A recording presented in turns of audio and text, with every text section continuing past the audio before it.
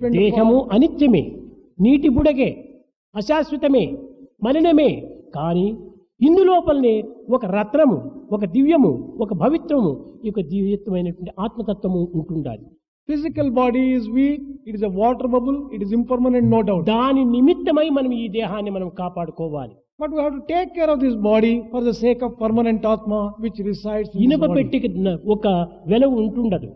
There may not be much value for an కానీ iron safe. వెలలేని ఇనుప పెట్టె లోపల చాలా విలువైనటువంటి నగలు పెట్టాము. Most precious jewelry is kept in ఆ valuable నగల iron నిమిత్తమై safe. ఇనుప పెట్టెను మనం కాపాడుకోవాలి. We have to take care of this iron safe for the sake of the jewelry which it contains. అందులో ఏమాత్రము విలువైన నగలే లేకపోతే ఇనుప పెట్టెను మనం కాపాడనక్కర్లేదు. If there is no jewelry in the iron safe, no need for taking care of the కనుక iron ఇది safe. ఇనుప పెట్టె వంటిది.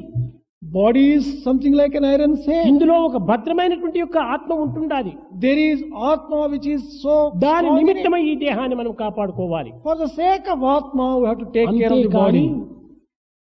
జీవితం కోసం మనం భుజించాలి, కానీ ఆహారం కోసం జీవించరాదు. We have to partake food for the sake of life. We should not live for food. ఈనాడు చాలా మంది కేవలము ఆహార నిమిత్తమే జీవించినట్టుగా భావిస్తున్నారు.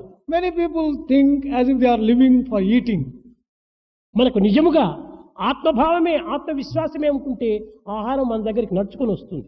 If we have faith in Atma, food walks itself up to you. అన్నం కోసం మనం వెతుకులకు అక్కర్లేదు. We need not search and work for food.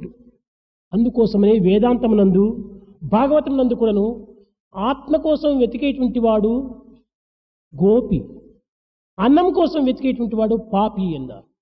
That is why in Bhagavata it is said, one who seeks Atma is Gopi. One who seeks food is a papi. sinner. ఆత్మాన్వేషణకై మనం వచ్చి అన్నాన్వేషణ జరుపుతున్నాము. We have come here for inquiring into Atma, but we are inquiring into food alone. ఆత్మానుగ్రహం ఉంటే అన్నాన్వేషణ జరపనక్కర్లేదు. If you only inquire after Atma, you need not search for food at all. పుట్టించిన వాడు పెట్టలేకపోతాడా? The one who has given birth to you, will he not ఈ take care of you? విశ్వాసాన్ని మనం బలపరచుకోవాలి. We should develop firm faith in this kind of thinking.